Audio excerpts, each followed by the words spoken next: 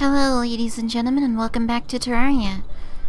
Ladies, gentlemen, and, of course, anyone else who happens to identify whichever way they please. So, today we are gonna start this off by heading off to the Crimson and just dropping a bunch of bombs on, Crimson enemies. Or, well, enemies and, materials and those sorts of things. I apologize for the lack of episode yesterday. Had some issues with the uploading schedule and my work stuff getting in the way. If I ever do this stuff full time, which, well, that would be on my personal channel, of course. I can't really full-time stream for charity and still, make money off of it. That's not exactly how this works. But if I ever did do this full time, it would be less of an issue. And as it stands, yeah. In any case, we are headed off to the Crimson.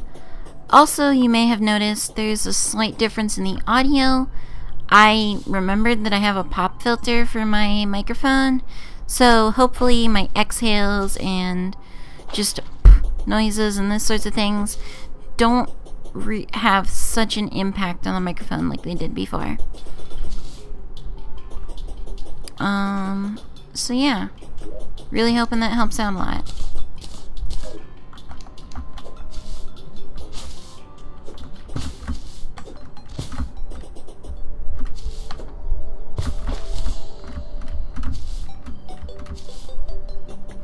I'm pretty excited to get on this stuff again, though.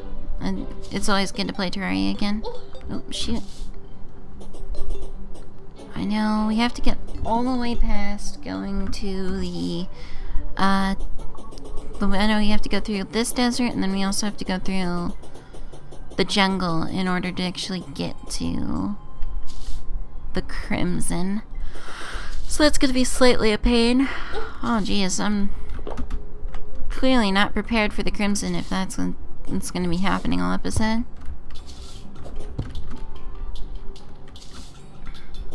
But yeah.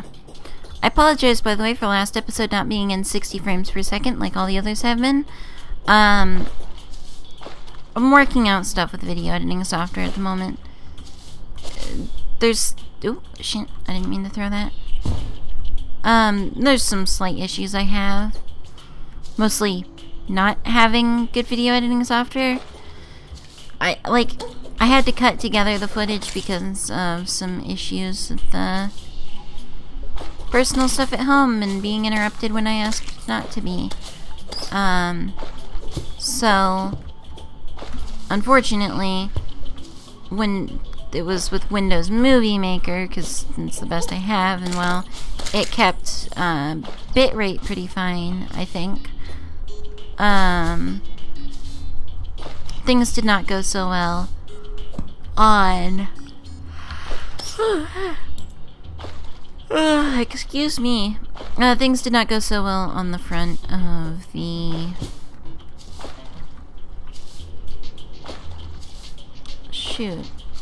what's it called? The frame rate. Yeah, the frame rate stayed at 29 FPS. I don't want to continue using Movie Maker, but I definitely should double check just to be sure that Windows Movie Maker does not have a frame rate option somewhere that I missed. Because if it does, then I would like to, always keep things at 60 FPS. It's not such a big deal for Terraria, but if I do footage of other games, especially something like Doom, which I'm definitely going to be streaming Doom, and you'll see that soon on the Twitch channel. We're definitely going to stream Doom, I think, and as well as that, I wouldn't mind playing it for YouTube. But if I definitely if I played something like that, I would want it running at 60. And if I want it running at 60, I would prefer you guys having the same experience I do, at least if you're watching in 1080p. Okay. So now we enter one of these crimson caves. And these are like, well, I mean, they're just designed to be horrifying. It's basically is like this throat, and the spikes in the cavern are teeth. It's pretty cool though. I'm honestly a big fan of this one. Like, I prefer the Corruption's design a lot, because there was a lot of focus on like the purple hues and... Oh, money. Yeah, so every once in a while when you break a pot, there's a chance that it'll just open a portal to a money dimension or something. It's pretty cool. So these things are what we're looking for, these hearts. In the Corruption they're just orbs, but in here they're just beating hearts, and if we get ourselves to one, a horrible chill goes down our spine, and we get the Undertaker, which is our little revolver. We also get some musket balls, I believe, from doing that. And we now have a chance for the gunslinger, arms dealer, that's his name. The arms dealer NPC to show up. But as you can see, it's a pretty decent weapon, doing decent amounts of damage. I'm low on health because I'm dumb and bad at this game, but it's a pretty good weapon. I enjoy the Undertaker, but the musket is just really high tier. And the musket is the equivalent to the Undertaker for the Corruption.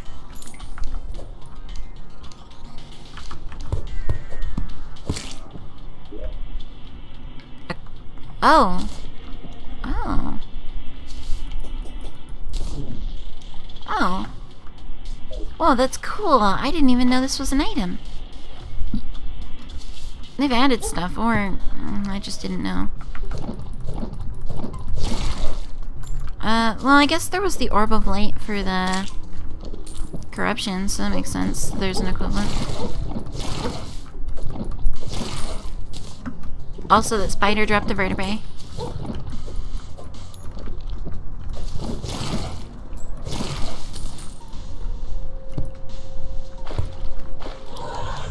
So at this point, I know for a fact that if I break this one, we will get the boss.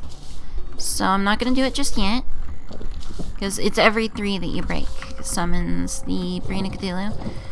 This does not mean you have limited tries on him, because the vertebrae that the boss, or that the enemies are dropping, is also used to craft a summoning item for the boss. So even if we didn't get that, we could still, you know, do things, but it's just very, very preferred to do it this way, because it's not a pain. It gets you items and is not crafting.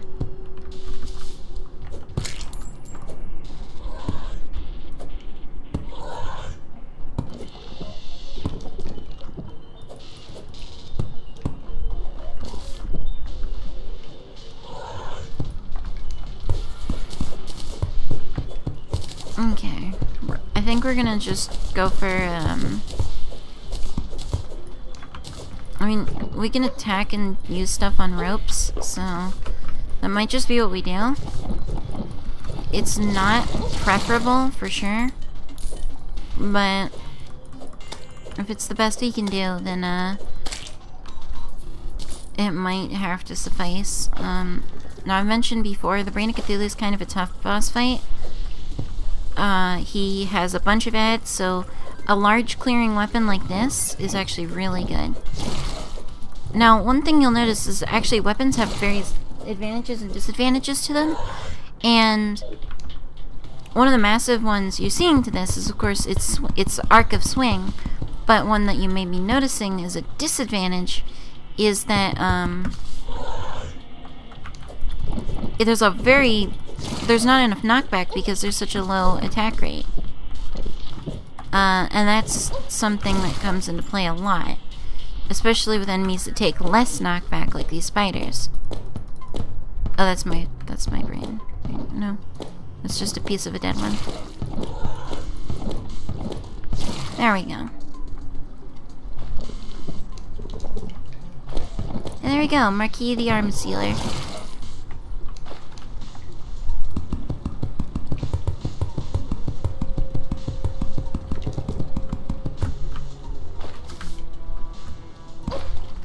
Shit.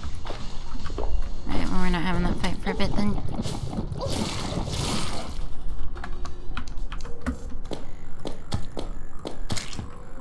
These chimeras are a little bit of a pain to deal with.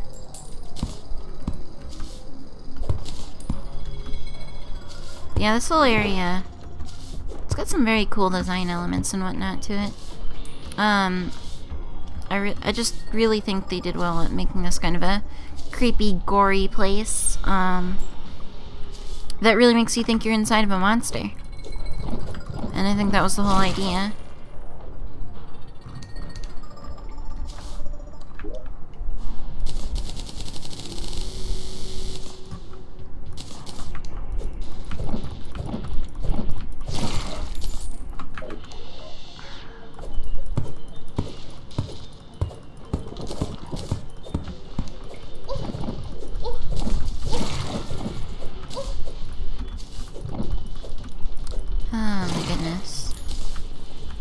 This game is sometimes such a pain.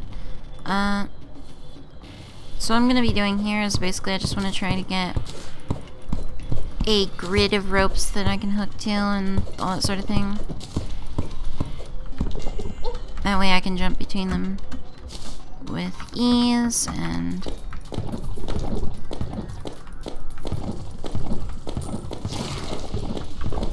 I feel like managing the normal enemies is almost harder than the boss will be. Because the spiders, I don't remember there being this many spiders. Or them taking so little knockback, but I guess that's kind of the thing about them being on their own background tile. Because if they're walking on background tile, they're, you know, stuck to a wall, basically. Which, that's actually something that's really clever. Enemy movement in this game. And basically, you have your flying enemies and your ground enemies, and then also these background wall enemies. Which is just a really cool end to things. Another Undertaker. Okay, so here we go. These creepers are, yeah, they're just the little floating eyes or something. And here's how this boss works. So these fly out at you. I think the boss does damage if he teleports on top of you, but he doesn't do a whole lot, and he's not the main focus here. And actually, he's not the main focus in multiple ways, since you can't damage him until you kill these. Well, that's one way to do things. I forgot I had 8 gold on me. Well, jeez. That's kind of a problem.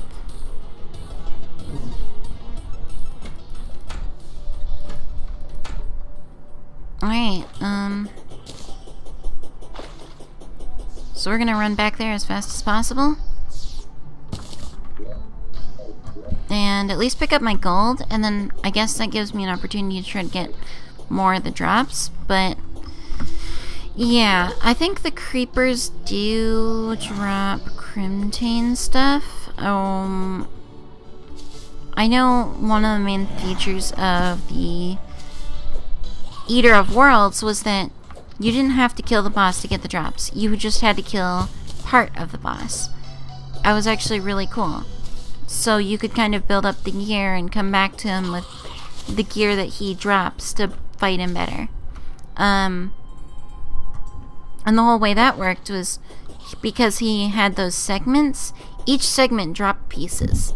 And then the final segment dropped a bunch. And the, like, final loot reward. So, it was kind of this really neat system, actually.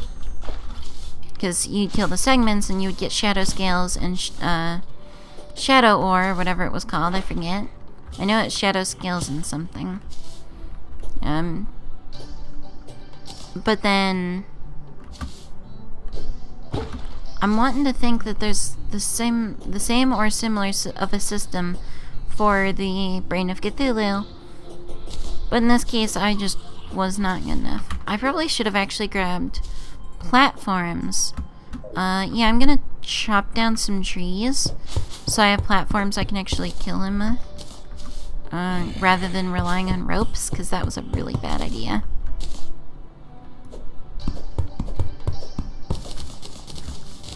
That whole ropes thing was not good. I'm really glad to have this this heart that bounces around now. Oh, a shackle. I think I've mentioned those before. Oh, yeah, meteorites. So after destroying those orbs, a meteorite will land somewhere in the world at nighttime. So that's something we have to look forward to. Meteorites, they're another kind of ore. Well, they drop, you know, meteorites that you then craft into bars. And those magic space rocks let you craft a bunch of things, including phase sabers.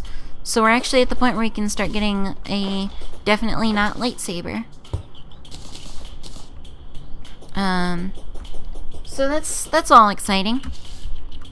One of the main things to note though is you have to get obsidian in order. Well, I guess not in order, but having obsidian will help a lot with mining.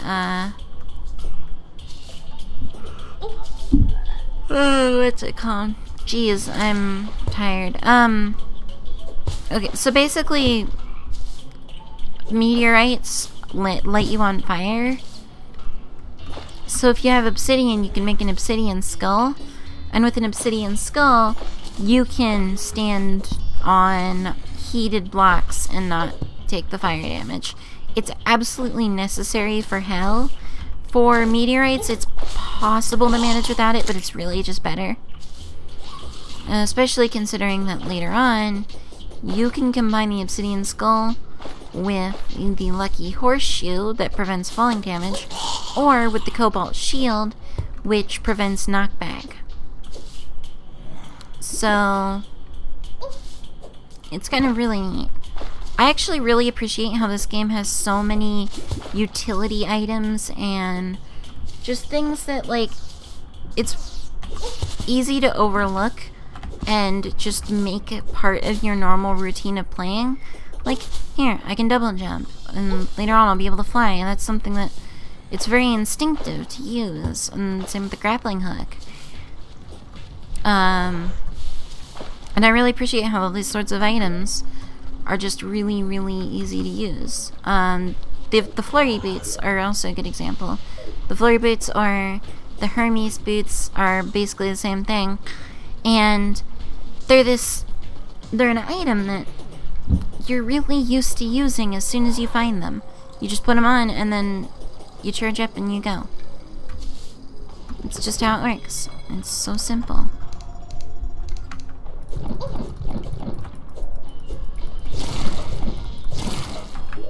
Okay, we're gonna craft ourselves some platforms. Hopefully this serves better than...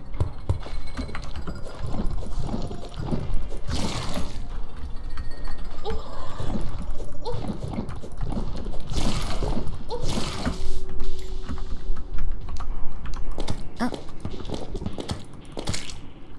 I also like how, like, this game does progress by gear and whatnot, and kind of check your level. You know, kind of like, you know, you can't really progress into here unless you're at some kind of tier of armor, but at the same time, it's not impossible. It's very, very possible to do stuff like this. Like, if I was better with this game... Oh, there's so little knockback with this weapon.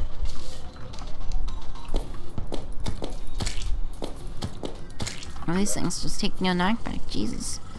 But no, yeah, like, the game is pretty well balanced around the idea that, like, you don't need the ultimate in gear or whatever.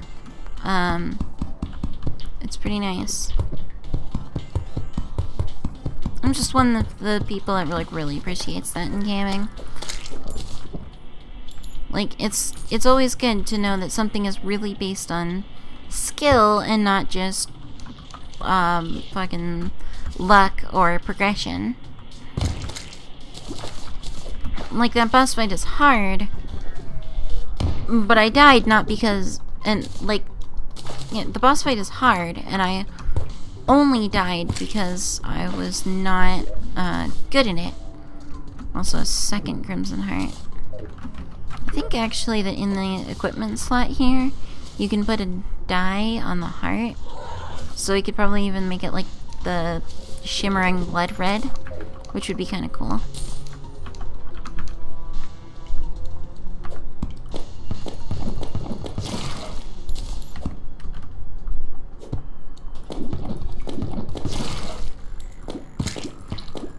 For some reason I thought that said blood jellyfish. Well, not for some reason. I guess it makes perfect sense.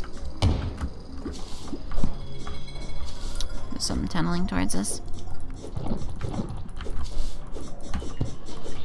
God, that's such a creepy noise.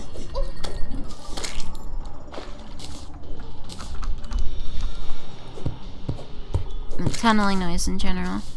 Wow. There's a magic spell I can get. I know that much. Like, there's at least one more item that it hasn't given me yet.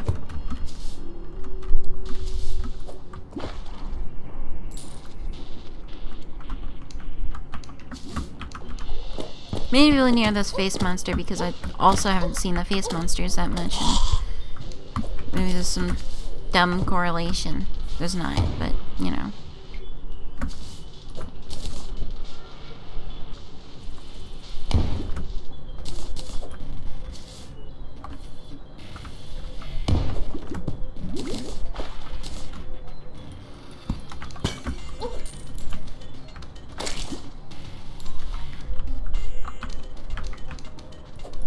Okay. I'm gonna heal up. Yeah, you'll notice by the... Yeah, I can't mind that at all. So we're healed up, so we're gonna wait a minute while we're all ready, and then we're gonna throw a bomb here. And hopefully we can get out of this hole in time. That's gonna be the biggest issue, I think. I guess I can start planning an escape path upward.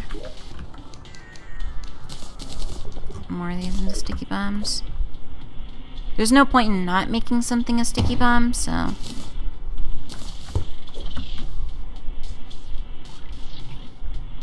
I guess there's also no point in me wasting the bombs yet. When I'm still, like, in a spot where, you know, there's dirt and it's diggable.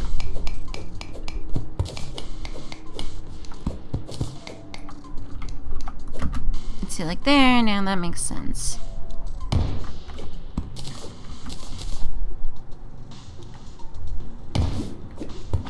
And that should provide me a pretty decent escape route.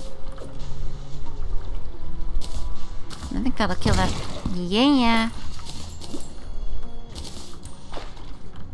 There's another note. That'll make it less, This area is pretty safe from blood crawlers, actually. Since it's got the whole... the thing, the stuff, you know. I'm good at words sometimes.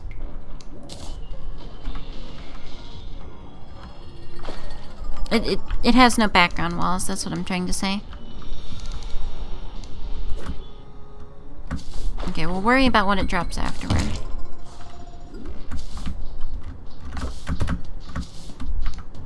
Because this guy's back and he's gonna be a pain in my ass. Whoop, I wasted a potion already.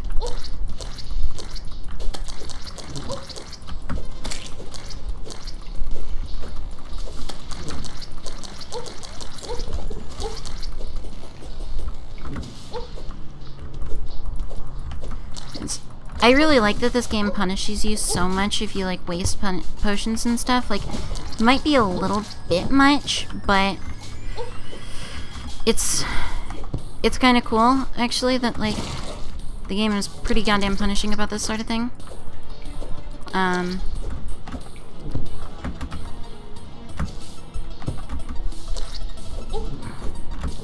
Okay, that was just rude.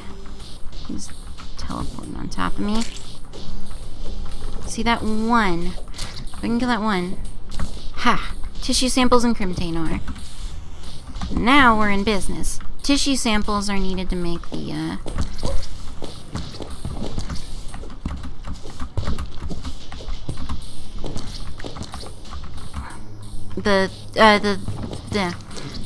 tissue samples are required in order to make some of the more important ore pieces and that sort of thing in this game. That's kind of one of the few spots where you get hard progression locked. Okay, that's all my gold gone again. Okay, well, we got some loot. I really should have put my gold in a piggy bank. I had a piggy bank, even. Oh my goodness. Well, let's put away what we have. We have an arms dealer now that's just sitting in the chair looking all cool. Looks like he's leaning against the wall, but I think he actually was in a chair. Okay, I was wrong about the rare gun parts, but yeah, so we can buy ammo from this guy, which is always important. But as well as that, he's got some other, you know, he's got the mini shark for sale, 35 gold. It does 6 damage, but it fires super fast, and like it says, 33% chance to just not consume ammo. Really important. The flintlock pistol. Well, it's a flintlock pistol. It's just pretty damn cool.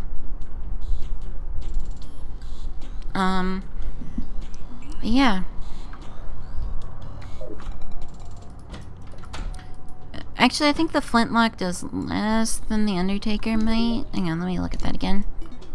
10 range damage, 4% crit chance, 7% crit chance. Yeah, it's kind of unfortunate. The flintlock is kind of worse, but it's a good thing if you have friends and for some reason just can't get the drop for another one. Okay, let's see now. Let's put one of these in usable items and then... Okay, Bloodcrawler banner. If I build a base in the Crimson, I'll put the Bloodcrawler banner there, but for now, it can just go in here. Also, 50 of those things. Ugh. And now... Oh yeah, I remember why I had materials and gems, or metals and gems rather, in this spot, but considering tissue samples and how little crimtane ore we have, we can't do a whole lot, but we can at least look at the crafting recipes. Let me just melt this into... Yeah, we're not going to be able to do anything yet. But I'll talk to the guide and show you. So we have the Deathbringer, the Flesh Grinder, the Meatball, and then the armor. So the pickaxe is the most important thing for me. For that we're going to need 12 crimtane bars and 6 tissue samples. So, yeah, that's definitely an important one. I think what we're gonna do before we really tackle this boss is get some armor upgrades, which means that we're gonna need more of something. I think straight up jumping to platinum armor is probably a really good idea, but of course we need more platinum ore for that, so that's something to look forward to in a future episode. For now, thank you for watching. You have a wonderful time, and remember to check out the information about the Extra Life charity and all of our stuff who we're helping. Specifically for our group, it's the Children's Hospital at Savannah Memorial University Medical Center in Savannah, Georgia. But you have the option to set up your own page and donate to other children's hospitals and all those sorts of things if you'd like.